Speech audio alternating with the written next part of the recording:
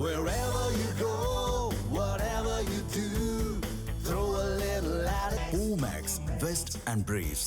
தமிழகத்தில் ஆன்லைனில் மக்கள் தொகை கணக்கெடுப்பு பணி தொடங்கிய நிலையில் முதலமைச்சர் ஜோசப் விஜய் முதல் நபராக தனது விவரத்தை பதிவு செய்து பிறரும் பதிவு செய்து கொள்ள வேண்டும் என அழைப்பு விடுத்துள்ளார். மேலும் மக்கள் தங்களின் விவரங்களை இணையதளத்தில் தாங்களாகவே பதிவு செய்து கொள்ளும் சுய கணக்கெடுப்பு வசதி வரும் 31ஆம் தேதி வரை செயல்பாட்டில் இருக்கும் என தெரிவிக்கப்பட்டுள்ளது. இதில் டிஜிட்டல் முறையில் பொதுமக்கள் தங்களின் தகவல்களை நேரடியாக பதிவு செய்ய வழிவகை செய்யப்பட்டுள்ளது.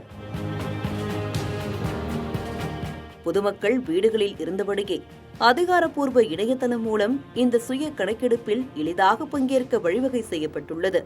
இதற்கான அதிகாரப்பூர்வ செல்ஃப் என்யூமரேஷன் இணையதள பக்கத்தில் நுழைந்ததும் முகப்பு பக்கத்தில் தங்களின் மாநிலத்தை தேர்வு செய்து திரையில் தோன்றும் கேப்சா என்ற பாதுகாப்பு குறியீட்டை சரியாக உள்ளீடு செய்ய வேண்டும்.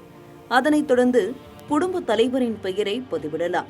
இதற்கு அதிகாரப்பூர்வ வரையறை ஏதும் இல்லாததால் குடும்பத்தினர் யாரை வேண்டுமானாலும் தலைவராக பதிவு செய்யலாம். ஆனால் ஒருமுறை பதிவிட்ட பெயரை பின்னர் மாற்ற இயலாது என்பதால் மிகுந்த கவனத்துடன் உள்ளீடு செய்ய வேண்டும் என அறிவுறுத்தப்பட்டுள்ளது. இறுதியாக குடும்ப உறுப்பினரின் செல்போன் எண்ணை பதிவு செய்ய வேண்டும். ஒரு குடும்பத்திற்கு ஒரு செல்போன் எண் மட்டுமே பயன்படுத்தப்பட வேண்டும் என்பது குறிப்பிடத்தக்கது.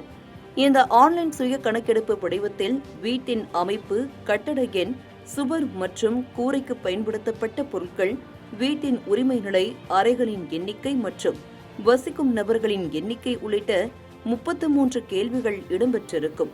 விவரங்களை வெற்றிகரமாக சமர்ப்பித்தவுடன் பயனாளர்களின் செல்போன் எண்ணுக்கு மெசேஜ் வழியாக ஒரு செல்ஃப் என்யூமரேஷன் ஐடி அனுப்பப்படும். பின்னர் ஆகஸ்ட் மாதத்தில் கணக்கெடுப்பாளர்கள் நேரடியாக வீட்டிற்கு வரும்போது இந்த ஐடியை காண்பித்தால் போதுமானது என அதிகாரிகள் தெரிவித்துள்ளனர்.